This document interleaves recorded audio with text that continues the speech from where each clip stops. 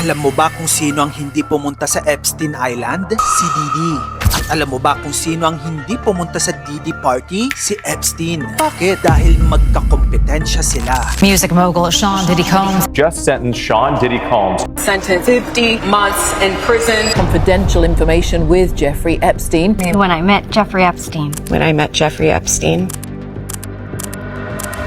Dalawang pangalan, dalawang billionaire circle, dalawang skandal na yumanig sa Hollywood, politics at music industry. Nang tinanong si Diddy tungkol sa Epstein files, ito ang sabi niya, "My name isn't even on there and I'm the one locked up." Now Diddy, you're the competition, big bro. You're Lionel Messi to Cristiano Ronaldo. You're Nike to Adidas. Of course you're not gonna be on the fucking list. You had a whole nother list of your own. Si Diddy ay isang American music mogul, isa sa mga bigatin sa Hollywood, founder ng Bad Boy Records, at producer ng mga artists tulad ni Usher at Mary J. Blige.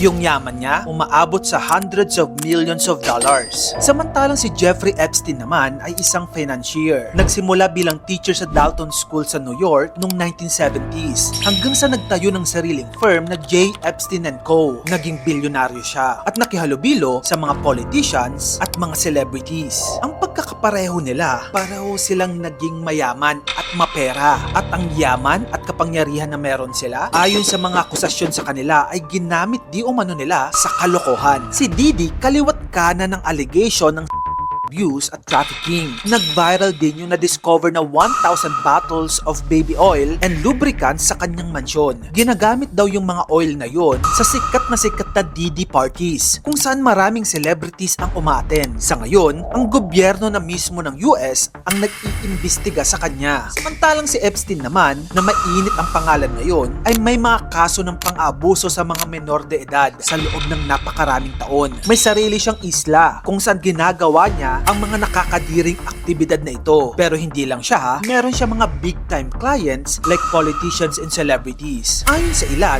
dahil daw hindi tumatanggap si Epstein ng black victims o clients, sinasabi ng iba na si Diddy daw ay pumasok para punan ang niche na iyon sa market. Pero hanggang ngayon, wala pang verified evidence na nagpapatunay na may direct rivalry o coordination ang dalawa. Kumbaga, speculation lang ito ng mga netizens. However, marami silang pagkakapareho. Pareho silang may allegations ng abuse at trafficking. Pareho silang konektado sa celebrities at elite circles. Parehong may multiple accusers. At parehong naging subject ng federal investigation. Pero meron din silang pagkakaiba. Una, yung legal status nila. Si Epstein, convicted offender na noong 2008. Samantalang si Diddy naman, civil lawsuits at federal investigation. Wala pa siyang conviction. Samantalang yung outcome, si Diddy buhay pa hanggang ngayon at may legal process pa. Samantalang si Epstein, gaya ng alam natin, case ended with his death in 2019. Kapag powerful kang tao, mabilis tayong mag-isip ng malaking conspiracy. Pero tandaan natin, may malaking pagkakaibang allegation, investigation, at conviction. Hindi lahat ng viral theory ay may ebidensya. Ang kaso ni Epstein ay may documented conviction at federal indictment. Pero ang kaso ni Diddy ay nasa proseso pa. Kung gusto mo pa na magayto pang klaseng content,